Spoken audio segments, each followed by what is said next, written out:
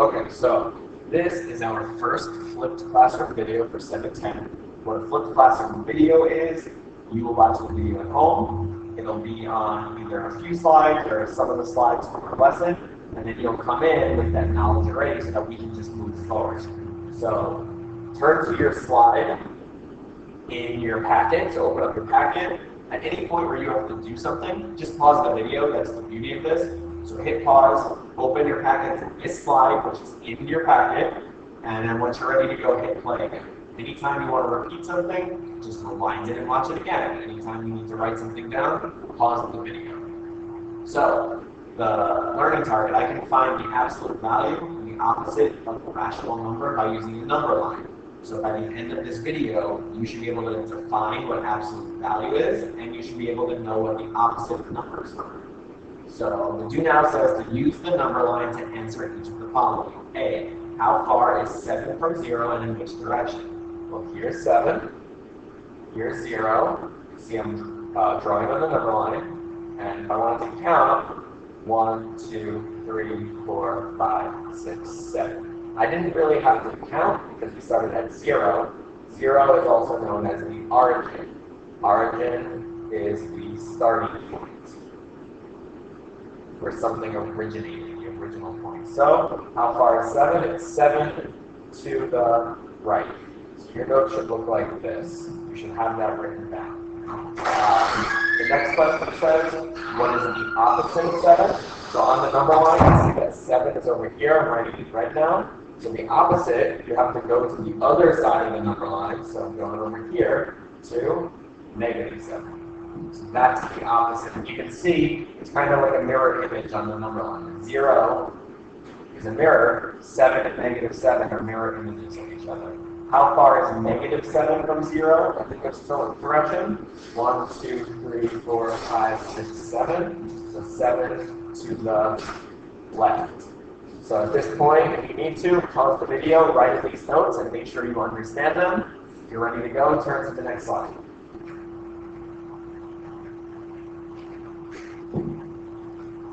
Okay, so you should be looking at this slide. This is right underneath the do now in your packet. You'll see the word launch.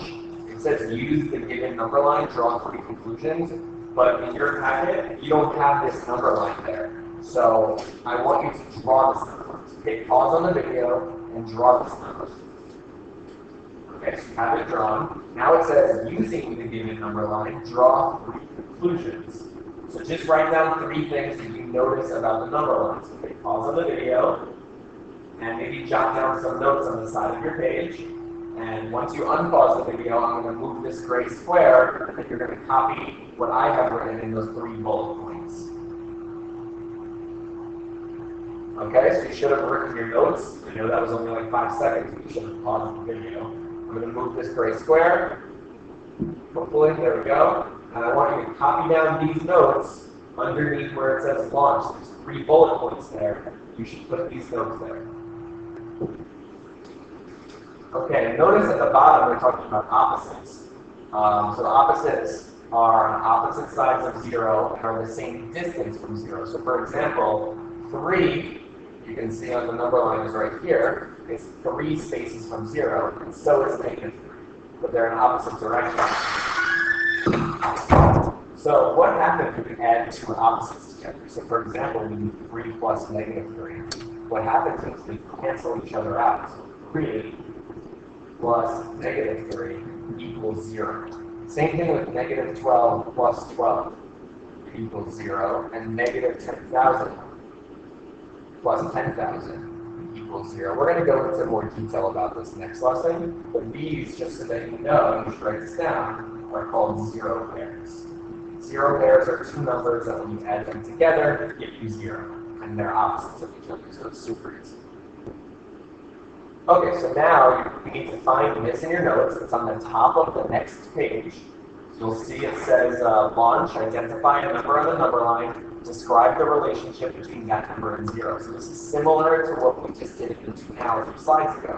So for example, if I identify the number 2, if I write the marker, 2 is 2 spaces to the right of 0. Or if I chose to identify Negative 3 is 3 spaces to the left of 0. So try to come up with 1 or 2 examples on your own. And now I'm going to ask you a question. Can you identify a mathematical term to represent this relationship? So maybe you've heard it before, maybe you've noticed that it's written somewhere on every slide so far. So there is a mathematical term to represent the relationship, distance from a number and 0, and it's actually called absolute value. So write this in on your notes. The absolute value of a number is the distance it is from 0. And the symbol for absolute value is these 2 lines. And you write the number in between those 2 lines. So write this down. So again, hit pause on the video, write it down. And here are some examples. So this right here, I'm going to circle it. What that says is the absolute value of negative 4 equals 4. Not because they're opposites. That's not what that means. It means how far is it from 0.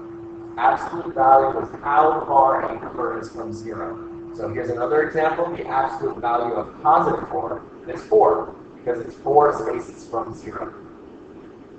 On the next page, okay, well, you don't have this written, but why don't you just think about the answer? So find the absolute value of the following. The absolute value of 0.5. That's how you read this. Absolute value of 0.5. So we know that the absolute value is how far a number is from 0. So by now, hopefully you have picked an answer, and hopefully you've eliminated C and D because those don't make sense. The absolute value of 0.5 is 0.5, because that's how far it is from 0. Here's a number line, 0, 1, 2, 3, negative 1, negative 2, negative 3, and 0.5 is right here. That's 0.5. How far is it from 0? Well, 0.5. So that's it. So now on your page, you have these. There's 4 questions asking you to find the absolute value and a challenge question. So I would like you to pause the video and do all these now. And I'm going to pause the video and I'm going to write the answers. So in about 5 seconds, all the answers are going to pop up. So you need to pause it and do the answers yourself. Okay, so now you're checking your answers. The absolute value of negative 6 is 6, because it's 6 spaces from 0. The absolute value of 3 is 3. The absolute value of negative 0.74 is 0.74. The absolute value of 4 over 9 is 4 over 9. What about the challenge? It's the negative absolute value of 0.25. So the negative is outside the absolute value. So first, you do the absolute value, 0.25. But since the negative sign is outside it, your answer is negative. But if that confuses you, don't worry, we'll go over that more in class. So the next thing you need to do is you need to order the values from least to greatest. So again, pause the slide, go through each one and order them from least to greatest, and I'm going to write the answers on them. Okay, check your answers with mine. If you're messing up, it's probably because you're putting the absolute values in the wrong place, or because you're forgetting that negative numbers work backwards. So for example, in number 1, the smallest number there is negative 2. And then it's 0, because the absolute value of negative 1 is positive 1. That's why it's to the right of 0. If you look at number 4, negative 20 is smaller than negative 19 and negative 18. So you have to be careful with that. And then the absolute value of 30 is 30. The absolute value of negative 22 is 2. The absolute value of negative 18 is 18. That's how I ordered them. Turn to the next slide, or for you, it's right underneath it. So you need to say if the statement is always, sometimes, or never true. The absolute value of a number is bigger than the number. That's sometimes true. And I'll put an example. The absolute value of negative 3 equals positive 3. Positive 3 is greater than negative 3, so sometimes it's true. Is it always true? Well, let's see. The absolute value of 3 equals 3, and those are the same size, so it's not always true. Number 2, the absolute value of a negative number is positive. That's always true. I'm going to put a star next to this one, because that's the one you need to remember. The absolute value of a negative number is positive, And number 3, the absolute value of a positive number is its opposite is never true. Because the absolute value of a positive number, like 10, is 10, not its opposite. So just be careful with that. Then we have this question about Nick climbing 30 feet. I want you to pause the video and read it to yourself and try it on your own. Nick climbs 30 feet up a rock wall and then climbs 22 feet down to a landing area. The number of feet Nick climbs can be represented by what expression? How many feet does Nick climb? So if he starts at the ground, that's 0. And then he goes up 30 feet, so that's positive 30.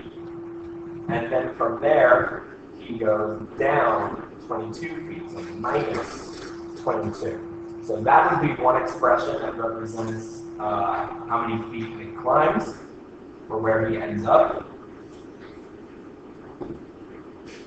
Actually, I read the question wrong. Hopefully you guys read it correctly. I'm going to read it again, the part I read wrong. So Nick climbs 30 feet up, and he climbs 22 feet down. We're looking for how many total feet he climbs, not where he ends up. I was writing where he ends up. So first he climbs up 30 feet, and then how much does he climb? Well, he climbs down 22 feet, but he's still climbing. They want to know how many total feet he climbs. So that is the expression that represents how many feet he climbs. 30 feet up, 22 feet down. But when you're talking about distance and like how many number of feet you traveled, you're always dealing with positive numbers. That's why I'm using absolute value. And then if you wanted to answer the question, it would end up being 52 feet. So if you're not sure now, maybe go to Google, type in absolute value, look up a few stuff on that, watch another video that isn't mine, so that you come on Monday ready to go with absolute value.